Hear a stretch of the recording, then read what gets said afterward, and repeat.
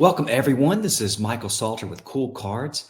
I've devoted my life to buying and selling and collecting and grading non-sports and sports cards for the past 35 years. And I wanted to share what I've learned to be the differences between the top two grading companies in the industry, BGS and PSA. There seems to be a lot of confusion in the trading card community, and I wanted to discuss some thoughts that could help bring some clarity, which should lead to a healthier community of collecting, trading, buying, and selling. And also decided to do this video because I get a lot of questions about this specific subject.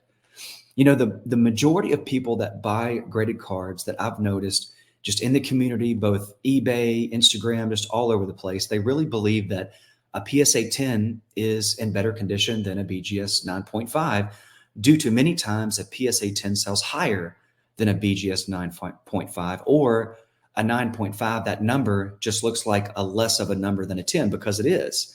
So I get why there's a lot of people confused about that. I've personally, over the last 20 years, pre-graded over 100,000 cards. I've examined thousands of PSA 10s and BGS 9.5s. And what I've noticed is that 50% or more of the PSA 10s I've looked at have flaws that would not make that a true gem mint card. This could be from the movement in the holder, which sometimes can damage the edges of the card at the points where the card bangs up against the inside of the holder, or it could be from a grader missing something. But despite the reasons for this, the fact is there's thousands and thousands of PSA 10s out there that really are in PSA 7 or 8 or 9 condition. This doesn't mean that Beckett or any other grading company doesn't make mistakes, because they do. And I'd like to point out that PSA 10s that have been shipped many times are more prone to internal damage from the movement inside the case, which obviously makes the grade on the label no longer representative of the card when it's damaged. In 2023, CEO of PSA, Nat Turner, said that the set registry is the lifeblood of PSA. I agree with him 100%. And why is this? A lot of collectors enjoy competing, the competition factor of comparing how far along they are with other collectors with their particular players, characters, or sets. And this competition can lead, obviously, to collector being more motivated to submit more cards to the grading company and win prizes and recognition, which obviously that all leads to more growth for that particular grading company.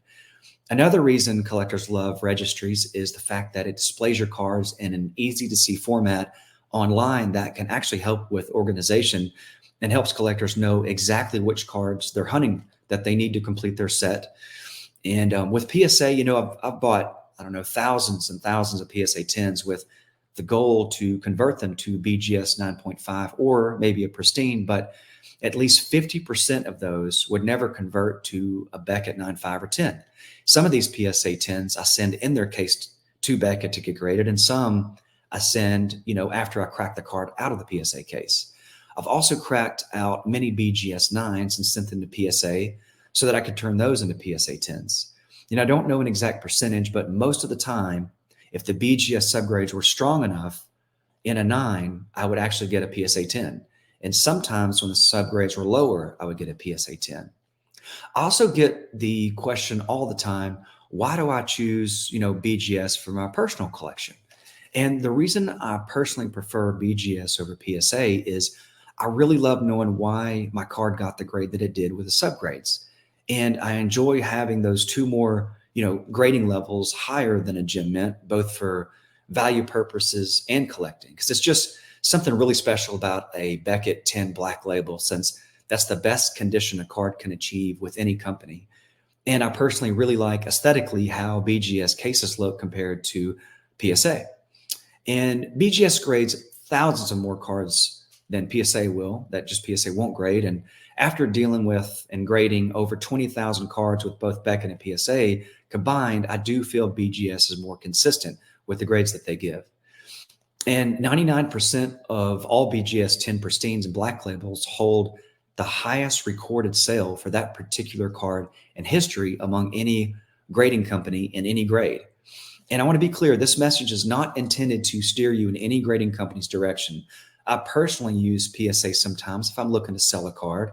I also like the fact that PSA has the QR code on the back and the fact that their registry is currently the best in the industry.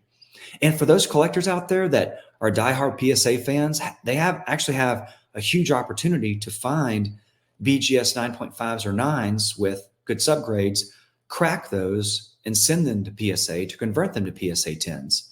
In most cases, this would be a lot more affordable to achieve a PSA 10. Many BGS 9s can be bought for 10 to 20 bucks each. This message is intended to provide information and clarity to the trading card community, because the more we know about grading, the better choices we can make and have more fun along the way. Thank you guys so much for watching.